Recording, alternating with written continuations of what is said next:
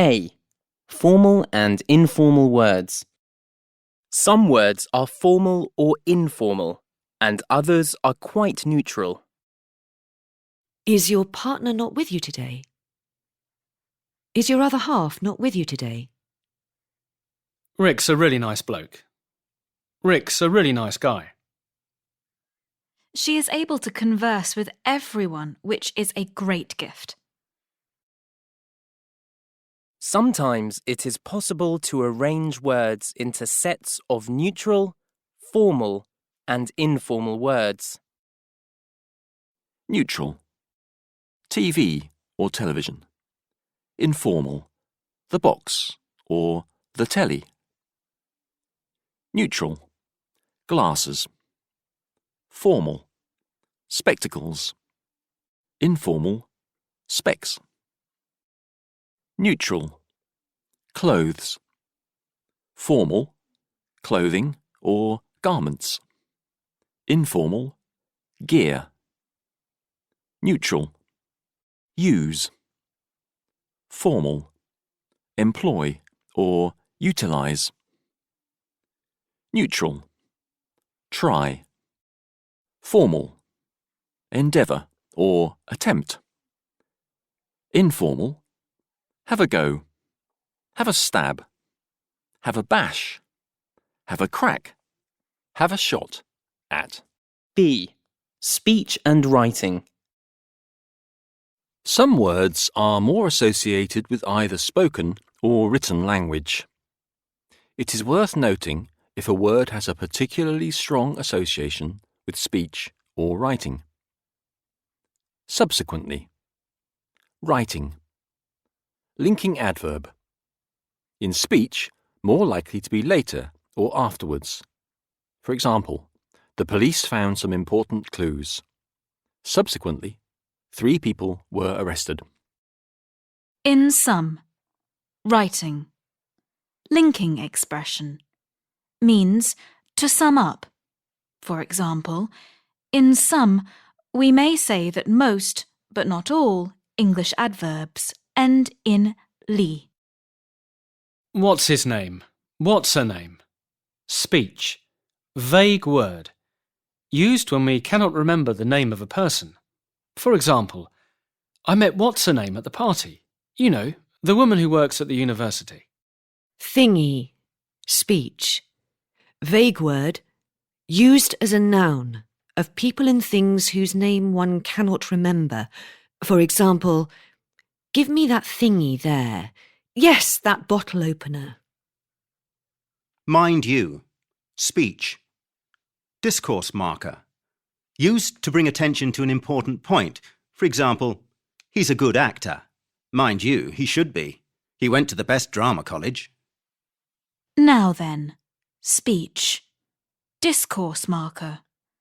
Used to get people's attention when you want to ask or tell them something. For example, now then, is everybody's luggage here? C. Outdated words. Some words and expressions may be correct, but may sound archaic, outdated, or old-fashioned. For example, asylum, frock, wireless, consumption, eyeglasses. Very few words and expressions are used exclusively in either British or American English, and you are likely to hear and read words from both varieties. A. Streets and roads. Street has a wider range of meaning in American English. Let's cross the street here. There's more traffic further down. However, a British speaker would normally say cross the road, especially in a busy city. Here are some more examples of American English words and expressions not used in British English. The British English expressions are given in square brackets. Go 2 blocks down and the car rental office is kitty corner to the gas station. You should always use the crosswalk to cross the street. There's a trail that leads down to the creek. Take a left here and you'll come to the interstate after about 3 miles. After the intersection, look for a sign saying International Airport. I hit a shopping cart in the parking lot when I was backing up. Look for the overpass and then take the next exit for downtown Chicago. B. Educational terminology. My older brother never went to college. My older brother never went to university. What courses are you taking next semester? What modules are you taking next semester? What modules are you taking next term? Are you a freshman? No, I'm a sophomore.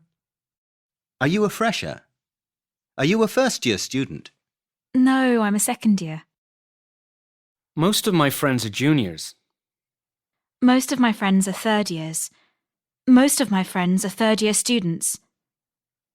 She's majoring in French. She's doing honours in French. She's doing a French honours degree.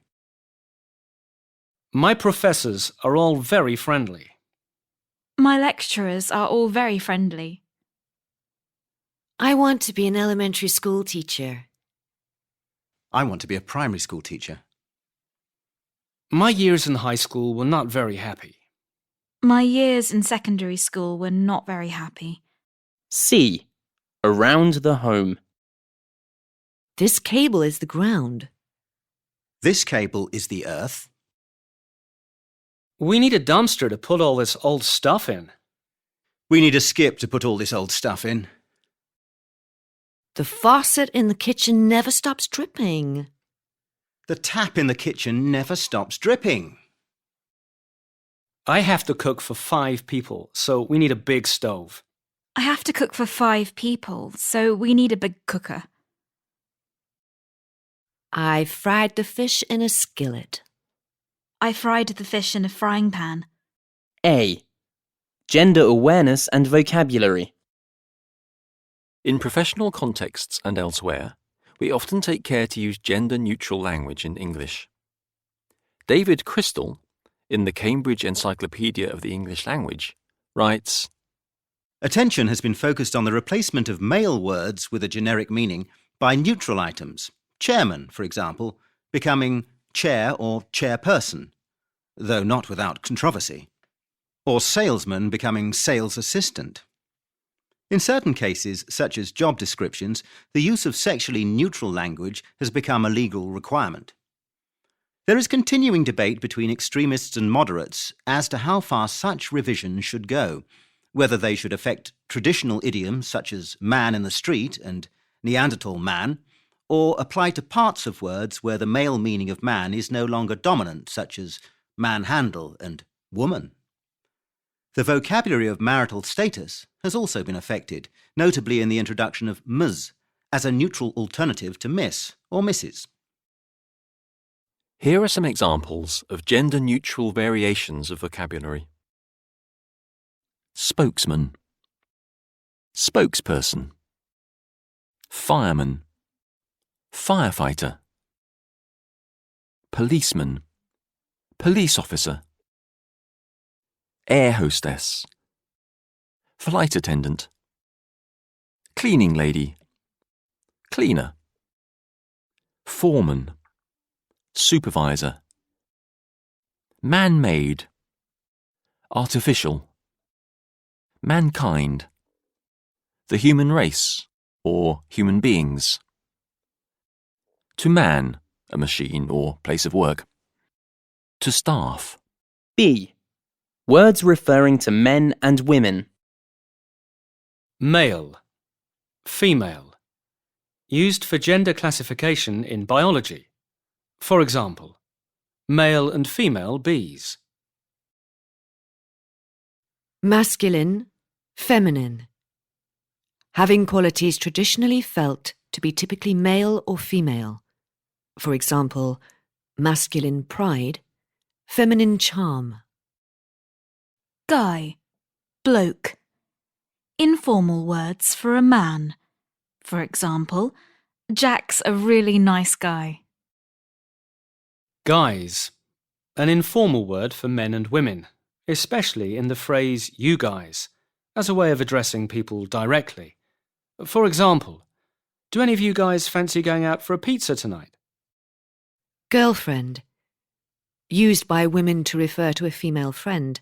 For example, I'm meeting up with a few girlfriends this evening. Girly. Used to describe things that girls and young women often enjoy without men, especially involving clothes, makeup, etc. For example, they're having a girly evening at home. Lad. Informal word for a boy or young man. For example, he's having a night out with some of the lads tonight.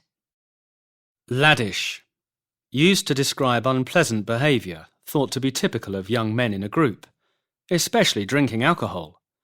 For example, I can't stand that kind of laddish behaviour. Macho. Used to describe a man who likes to appear strong and doesn't show his feelings. For example, he refuses to cry. It would spoil his macho image. A. Features of headline language. If a story hits the headlines, it suddenly receives a lot of attention in the news. Here are two typical examples of headlines from tabloid newspapers with comments on their use of language. Expert reveals new cloud dangers. Articles, prepositions, and auxiliary verbs are often omitted from headlines. This use of the present simple instead of the past tense makes the story sound more immediate. The use of language is often ambiguous. It is not entirely clear, for example, what cloud refers to here. It is actually about the dangers of storing electronic information on a cloud, but it could have referred to dangers relating to the weather. Readers have to look at the story in order to find out. Words with dramatic associations, such as danger, are often used. TV star tragic target for crazed gunman. This story is about how a well-known television actor was shot by a mentally unstable killer. In order to attract readers' attention, tabloid newspapers often feature celebrities, for example, film or pop stars, and sports personalities. Alliteration, such as TV star tragic target, is often used to attract the eye in headlines and to make them sound more memorable. Newspapers tend to use strong, simple words such as gunman in order to express an idea or image as briefly and as vividly as possible. Strongly emotional words like crazed are often used to attract attention. B. Violent words. Violent and militaristic words are often used in headlines, especially in tabloid newspapers, in order to make stories seem more dramatic. For example, people who cause trouble may be referred to as thugs, yobs, or louts. EU acts to crush terror of thugs. Crackdown on soccer louts. Palace besieged by journalists. Typhoon rips through town. C. Playing with words. Many newspaper headlines attract readers' attention by playing on words in an entertaining way. For example, a story about a very heavy rainstorm, which caused a landslide on a narrow mountain road, was headlined Reign of Terror. This headline was a play on words based on the expression Reign of Terror, an expression used about a period in which a country's ruler controls people in a particularly cruel way. Another example is the use of the headline Moon becomes shooting star to describe a football match where a player called John Moon shot the winning goal. Shooting star is an informal expression for a meteor. Here, it is used to play on the expression shoot a goal, and also to link to the player's name, Moon. The headline is particularly effective because of the association between star and moon in the sky. A. Characteristics of bureaucratic language. A student shall not be eligible for a loan in relation to an academic year if he or she A. has attained the age of 50 years before the first day of the course, B. has received another loan in relation to the same academic year, C. has received another loan in relation to another academic year which began during the same period, 1st of August to the following 31st of July, during which the academic year began, D is eligible in respect of that year to receive 1. Any payment under a bursary or award of similar description bestowed on him or her under Section 63 of the Health Services and Public Health Act 1968, Section 2, the amount of which is not calculated by reference to his or her income. Your request to demolish the garage adjoining your property is hereby rejected. Any and all appeals regarding this decision must be submitted to the undersigned by January 31st, 2018. No exceptions to the aforementioned procedure will be considered. Some publications produced by companies or government departments are difficult to understand because they use language that is very different from everyday English. They frequently use words that are longer and grander than their ordinary equivalents. They often use a passive form instead of an active one. For example, normal service will be resumed as soon as possible, instead of we will resume normal service as soon as possible. They use nouns as the subject of the sentence when they are not necessary. For example, achievement of this module is dependent upon candidates meeting the assessment outcomes, instead of to achieve this module, candidates must meet the assessment outcomes. They use a noun instead of you. For example, customers will be informed of, instead of you will be informed of, or even we will tell you about. These words are more frequent in a bureaucratic context. Work will commence in May. The company ceased operations last year. Property belonging to the deceased will be returned to the next of kin. In the event of an emergency, call 121. In the event of fire, the building must be evacuated immediately. Tenants must endeavour to keep communal areas tidy at all times. The developments will facilitate movement of traffic in the area. Residents will be instructed what to do in the event of an emergency. The project will proceed to the next phase in June. We are currently attempting to rectify the situation. Normal service will be resumed as soon as possible. B. Bureaucratic correspondence. There is some specific vocabulary that characterises bureaucratic letters. Please acknowledge receipt of payment. With the compliments of Smith & Co. Please notify us immediately of any change of address. I would be grateful for a reply at your earliest convenience. Contact us if further clarification is required. I enclose payment in respect of your invoice. I am writing with regard to your advertisement.